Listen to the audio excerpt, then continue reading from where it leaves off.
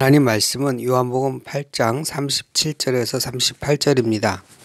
누구든지 목마르거든 내게로 와서 마시라. 나를 믿는 자는 성경에 이른 것 같이 그 배에서 생수의 강이 흘러나오리라 하시니, 예수님은 하나님께서 보내신 이를 믿는 것이 하나님의 일이라 하셨습니다. 참으로 놀라운 말씀입니다. 하나님은 지금도 이 땅에서 하나님의 일을 하고 계십니다. 그런데 하나님의 일은 하나님이 보내시니 곧 하나님의 아들 예수 그리스도를 믿게 하는 일이 하나님의 일이라 하시는 것입니다. 왜 하나님은 아들이신 예수님을 믿게 하시는 것이 하나님의 일이라고 하셨을까요? 하나님은 홀로 일하지 않으십니다. 그의 아들과 같이 일하십니다. 그의 아들과만 일하시는 것도 아닙니다. 그의 아들이 세상에 보내신 성령과 같이 일하십니다. 성령과만 일하시는 것도 아닙니다. 아버지와 아들과 성령을 믿는 성도들과 같이 일하십니다.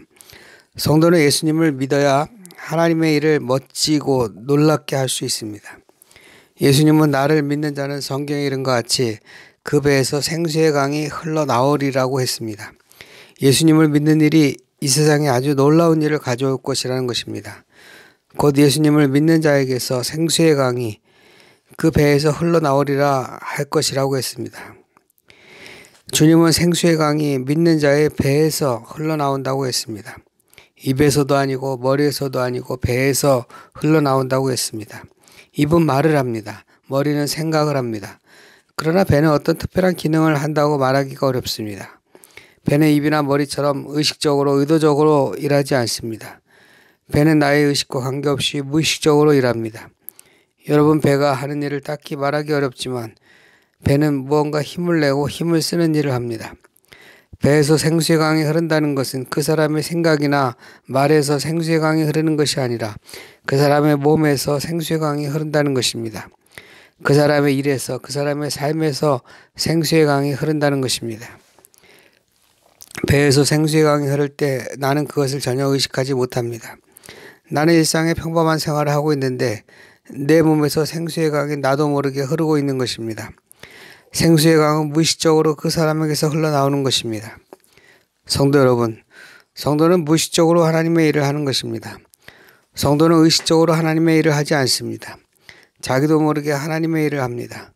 자신이 하나님의 일을 하고 있다는 것을 거의 의식하지 못한 채 하나님의 일을 하고 있다는 뜻입니다.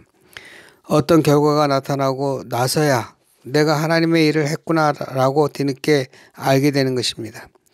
예수님의 머리 위에 옥합을 깨서 예수님의 장례를 준비한 여인이 있었습니다. 그녀는 아주 값비싼 향유를 주님의 머리에 부었습니다.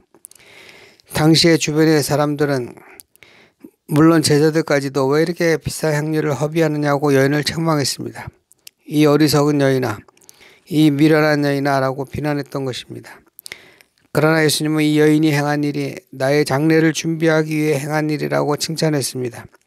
이 여인이 행한 일은 복음이 전해지는 곳마다 널리 알려지고 널리 칭송을 받게 될 것이라고 했습니다. 이 여인은 주님의 머리에 향유를 부을 때 주님의 장례를 알고 한 것이 아닙니다. 여인은 주님의 거룩함과 아름다움과 영광스러움을 힘껏 나름대로 표현하고 싶었던 것입니다. 그녀는 주님의 장례에 대해 생각지 못했습니다. 그녀의 행위는 그 배에서 생수의 강이 흘러나온 것입니다. 그녀는 자신도 모르게 성령을 따라 행한 것입니다. 이처럼 생수의 강은 성도의 몸에서 나오고 의식적이지 않은 행위에서 나옵니다. 여러분, 예수님은 하나님께서 보내신 일을 믿는 것이 하나님의 일이라고 했습니다. 여기에는 많은 의미들이 담겨져 있습니다. 먼저 하나님께서 보내신 이가 이 세상에 주님으로 살아 계시다는 것입니다. 예수님은 내가 바로 하나님께서 보내신 이라고 하셨습니다. 예수님은 심지어 자신을 하나님의 아들이라고 하셨습니다. 자신은 아버지의 일을 하러 오셨다고 했습니다. 예수님은 마지막에 내가 아버지의 일을 완성했노라고 했습니다. 예수님은 결정적으로 아버지와 나는 하나라고 하셨습니다. 내가 하는 일이 아버지의 일이요 아버지의 일이 내 일이라고 하신 것입니다.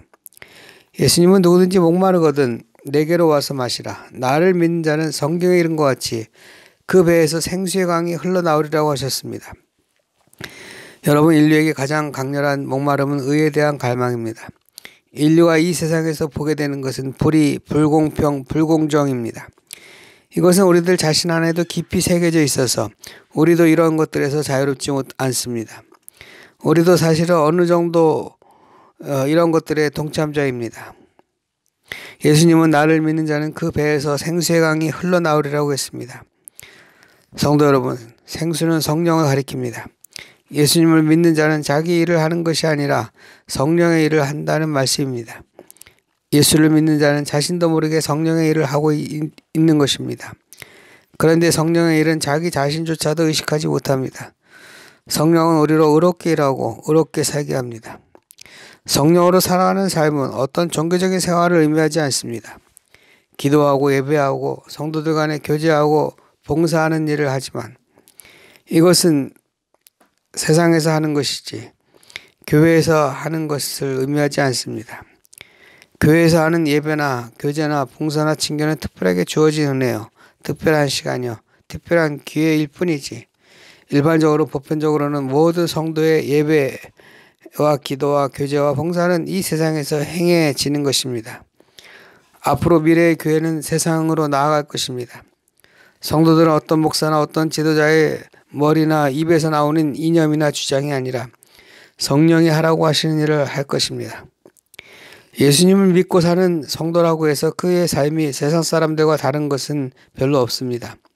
예수를 믿는 성도들도 가족을 돌보고 직장생활과 사회생활을 하고 개인적으로 자신이 원하는 일을 하면서 살아갑니다. 예수를 믿는 사람들은 이 모든 일들을 성령이 주시는 은혜와 지혜와 능력으로 합니다. 그러나 그들은 무의식적으로 그같이 행하는 것입니다. 성령으로 행하려면 예수님과 아버지와의 바른 관계를 가져야 합니다. 아들을 믿고 하나님을 아버지라 고백해야 합니다.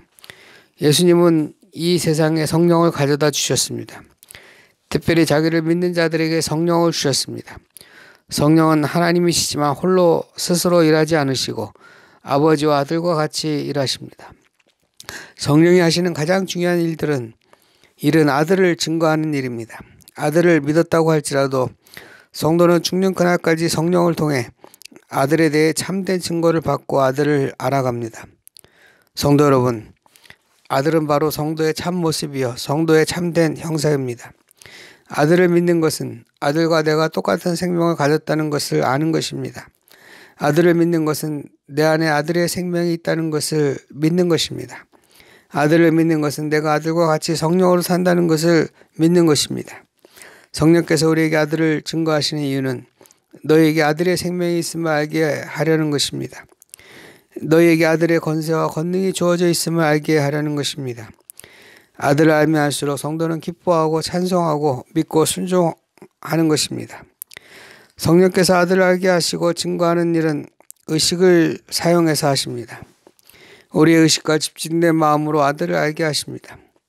아들과의 신뢰와 사랑과 기쁨의 관계를 맺는 일은 무의식적인 일이 아니라 의식적인 일입니다.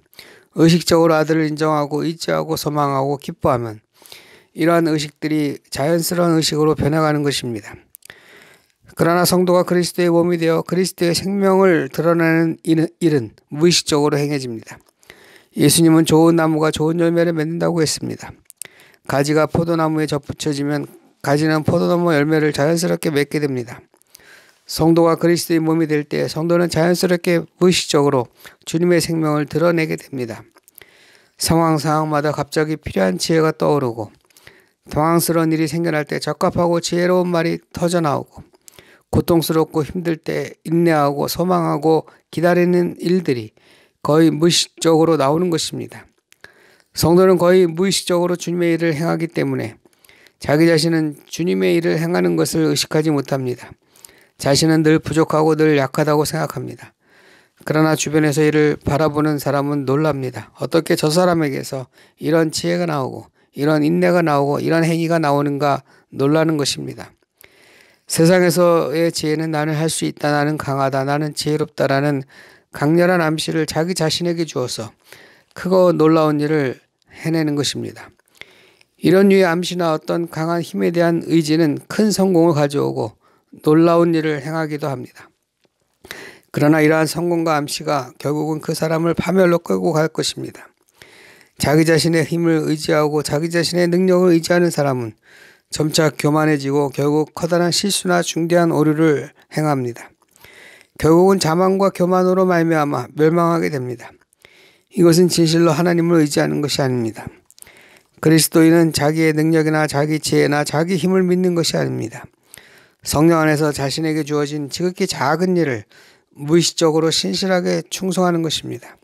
성령 안에서 무의식적으로 지극히 보잘것없는 일들을 충성하는 것입니다. 성령 안에서 무의식적으로 자기에게 부과된 임무들을 성실히 충성하는 것입니다. 성도의 일들은 세상에서 결국 커 보이지 않습니다. 능력 있게 보이지도 않습니다. 대단하게 보이지도 않습니다. 그러므로 세상을 결코 바꿀 수 없어 보입니다. 세상에 거의 영향을 미치지 못할 것이라 여겨집니다. 이런저런 방해나 장애물을 만나면 곧 실패할 것이라고 여겨집니다. 시간이 지나면 모두 잊혀지고 사라질 것이라고 여겨집니다. 그러나 실제는 그렇지 않습니다. 성도의 배에서 나오는 샘물은 흘러 넘쳐서 강물이 됩니다. 강물은 어떤 장애물이 있어도 그 장애물을 돌아서 가거나 넘어서 가서 도도히 흘러갑니다. 강물을 막을 수 있는 것은 없습니다. 성도는 강물이 어디로 흐르고 어떻게 다른 것들에 영향을 미칠지 모릅니다. 그러나 성도에게서 나온 강물은 도도히 흘러 땅을 적시고 열매를 맺는 일들을 하는 것입니다. 성도의 배에서 나온 생수의 강물은 온 땅을 적시는 것입니다. 성도는 이렇게 주님의 도구로 이름도 없이 쓰여지는 것입니다. 오히려 자신은 보잘것없고 필요 없는 일을 하는 것처럼 보일 정도가 되는 것입니다. 주님은 이런 어린아이 같은 이들을 놀랍게 사용하는 것입니다. 사랑하는 성도 여러분, 우리는 주님의 몸으로 성령의 생수를 흘려보내는 삶을 살라고 부르심 받았습니다. 예수님을 믿으십시오. 그러면 여러분은 성령으로 살 것입니다. 아멘.